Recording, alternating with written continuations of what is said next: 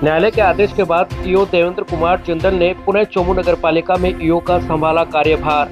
अधिशासी अधिकारी देवेंद्र कुमार जिंदल ने पुणे चोमू नगर पालिका में ईओ का आज कार्यभार संभाल लिया है। इससे पहले ईओ देवेंद्र कुमार जिंदल ने चोमू के गढ़ गणेश मंदिर में जाकर मत्था टेका। वहीं पार्षदों द्वारा देवेंद्र कुमार जिंदल के चोमू नगर पालिका में ईओ का कार्यभार संभालने पर 21 किलो की माला, साफा व मिठाई खिलाकर शुभकामनाएं देते हुए उनका स्वागत सत्कार किया। अधिशासी अधिकारी देवेंद्र कुमार जिंदल ने मीडिया से रूबरू होते हुए कहा कि उनकी पहली प्राथमिकताएं चोमू शहर का चहुमुखी विकास करना है तथा नगर पालिका की बिना अनुमति के होने वाले अवैध निर्माण पर कार्रवाई करने की भी बात कही। अधिशासी अधिकारी देवेंद्र कुमार जिंदल ने नगर पालिका मंडल व्यापारी व आमजन का आभार व्यक्त करते हुए कहा कि इनके विश्वास के बदौलत ही मैं यहाँ और अधिक ऊर्जा के साथ शहर का विकास कार्य करूंगा। मीडिया से रूबरू होते हुए अधिशासी अधिकारी ने हाल ही में नगर पालिका में हुई बोर्ड मीटिंग को नियम विरुद्ध बताया। जानकारी के अनुसार चोमू नगर पालिका में तबादला होकर आए ईओ देवेंद्र कुमार जिंदल ने 3 जून को पदभार ग्रहण किया था। इसके कुछ दिन बाद ही 12 जुलाई को टीएलपी विभाग द्वारा ईओ को एपीओ कर मुख्यालय पर प्रस्तुति देने के आदेश दिए गए, जिस पर ईओ देवेंद्र कुमार जिंदल ने आदेश के विरुद्ध कोर्ट में याचिका दायर कर उक्त आदेश पर स्टे ले लिया। इसके बाद फिर से 30 सितंबर को टीएलपी विभाग द्वारा देवेंद्र कुमार जिंदल को आदेश जारी कर एपीओ कर दिया गया था। ईओ जिंदल की ओर से आदेश के विरुद्ध फिर हाई कोर्ट में याचिका दायर कर राहत मांगी गई। वहीं विभाग की ओर से 3 नवंबर के आबूरोड नगर पालिका में किए तबादले आदेश को अपास किया गया, जिसके बाद ईओ देवेंद्र कुमार जिंदल ने वापस से चोमू नगर पालिका में आज कार्यभार संभाल लिया है। हाँ बिल्कुल, माननीय उच्च न्यायालय में एपीओ आदेश को चैलेंज किया गया था। मुझे एपीओ किया गया था दूसरी बार। उसके बाद में उन्होंने 3 तारीख को मुझे आबूरोड पोस्टिंग दिया था। ये दोनों ही न्यायालय ने गलत प्रक्रिया मानी है और मेलाफाइड माना है और उन दोनों ही आदेशों का पास करके मुझे पूर्ववत यथावत नगर पालिका अधिशासी अधिकारी चोमू के पद पर कार्य करने हेतु आदेशित किया गया है। उसी की अनुपालना में आज मैं अपना कार्य ग्रहण कर रहा हूँ। बिल्कुल जिस तरह से मंडल ने और व्यापारियों ने और आमजन ने मुझ पर विश्वास जताया है, मैं कोशिश करूँगा कि पहले से भी अधिक ऊर्जा से मैं काम करूँ और बेहतर विकास कर सकूँ।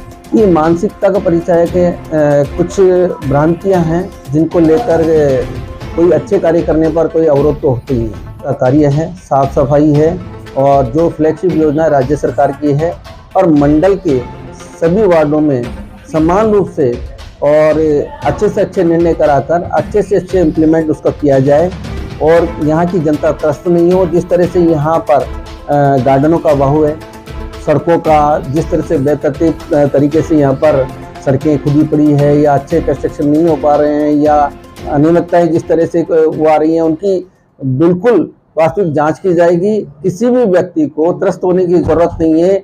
सरकार ने हमें यहाँ पर उनकी सेवा के लिए बिठाया है। पार्षदों को उनका प्रतिनिधि बनाकर भेजा है तो पार्षद भी सम्मानीय हैं। उनसे असंसदीय टिप्पणी से नहीं की जानी चाहिए, उनको बराबर रेस्पेक्ट देना चाहिए, सुनना चाहिए और जो दलाल प्रवृत्ति के कुछ लोग हैं उन पर अंकुश लगाना मेरा प्रथम उद्देश्य रहेगा। जिस तरह से एक बैठक के लिए, बोर्ड बैठक के लिए प्रावधान सरकार ने किए राजस्थान नगर पालिका अधिनियम में, उसमें उन्होंने ये निर्देश दिए हैं कि साल में 6 बैठक होनी चाहिए। लंबे अंतराल तक कोई बैठक नहीं हुई थी और लगातार पार्षदों के द्वारा भी इसकी बैठक की मांग की जा रही थी, क्योंकि पूर्व के कामों के साथ साथ आगामी निर्णय भी लेने होते हैं। बोर्ड की अप्रूवल के बाद ही वो कार्य किए जा सकते हैं।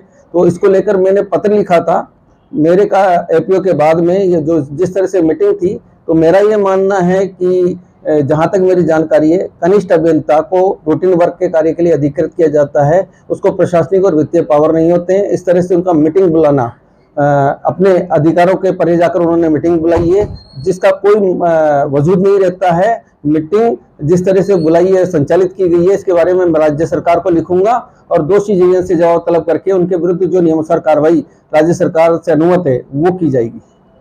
बिल्कुल जिस तरह से भी मुझे जानकारी मिलेगी, जहां जहां भी अवैध कॉम्प्लेक्स होंगे, मैं तो कहूंगा कि नियमानुसार परमिशन लें। अगर अनुमत नहीं है तो इस तरह के अवैध निर्माण नहीं करें, ना स्वयं का नुकसान करें, ना ही हमारा श्रम का नुकसान करें और हमें श्रम संसाधन लगाने पड़ते हैं, अंकुश लगाना पड़ता है, उनका भी लॉस होता है। इस तरह से वो नियमानुसार कार्रवाई करें, अवैध रूप से कोई भी निर्माण नहीं करें, अन्यथा वो इस चीज की कार्रवाई और कानूनी कार्रवाई जो भी प्रक्रिया अपनाकर की जानी है वो की जाएगी।